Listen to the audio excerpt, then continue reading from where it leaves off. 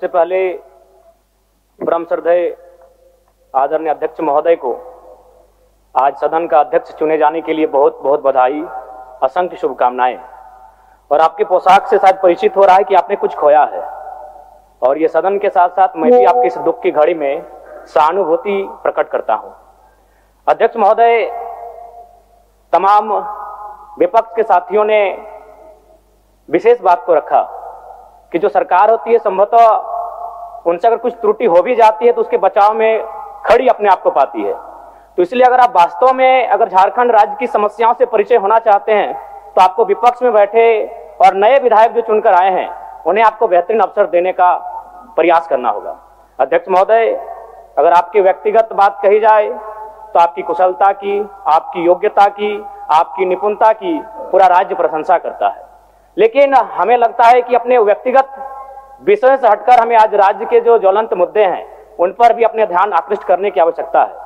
अध्यक्ष महोदय, मैं झारखंड लोकतांत्रिक क्रांतिकारी मोर्चा अपने पूरे संगठन की ओर से आपको बधाई देता हूं और आपसे विशेष मांग करता हूं, चूंकि मैं जिन परिस्थितियों से यहां से चुनकर आया हूं, कहीं ना कहीं राज्य के शोषित वंचित लोगों की एक बहुत बड़ी अपेक्षाएं हैं। इसलिए जिस दृष्टि से आप सत्ता पक्ष को देखेंगे, जिस दृष्टि से आप विपक्ष को देखेंगे, उसी दृष्टि से मुझे भी और मेरी पार्टी की ओर से मुझे बात रखने का अवसर दिया जाएगा। मैं आपसे ये मांग करता हूं, क्योंकि आज जो हमें बात को रखने का अवसर दिया गया है ये बधाई है। मैं आपको पुनः बधाई देने के साथ साथ बस मैं ये कहना चाहूंगा, चूंकि मैं एक छात्र के नाते इस विधानसभा में आया हूं, छात्र की गलियों से, छात्र आंदोलन से मैं पहचान बनाकर आया हूं, और मैं आपके माध्यम से सरकार तक ये संदेश देना चाहूंगा।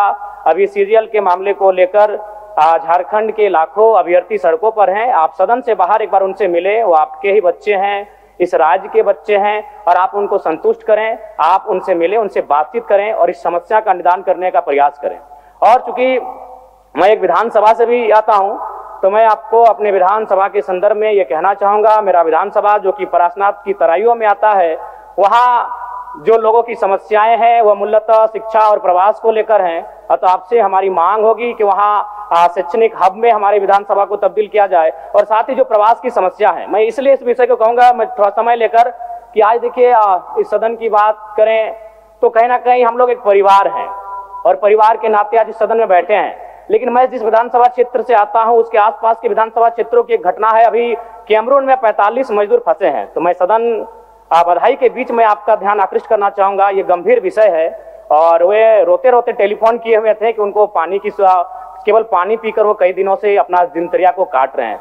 तो मैं आपसे चाहूंगा कि इस विषय को गंभीरता पूर्वक लें और उस दिशा में आगे बढ़ें, और इस राज्य का 24 वर्षों का ये राज्य, उस राज्य को हम लोग आगे कैसे लेकर जाएं, हमारी क्या भूमिका होगी, उसमें सदैव आपके साथ खड़े हैं। पुनः आपसे यही कहेंगे कि हमें समान अवसर दिया जाएगा अपनी बातों को रखने का। बड़ी उम्मीदों के साथ हम लोग यहाँ तक आए हैं। पुनः आपको माननीय अध्यक्ष चुने जाने पर बहुत बहुत बधाई, बहुत बहुत शुभकामनाएं।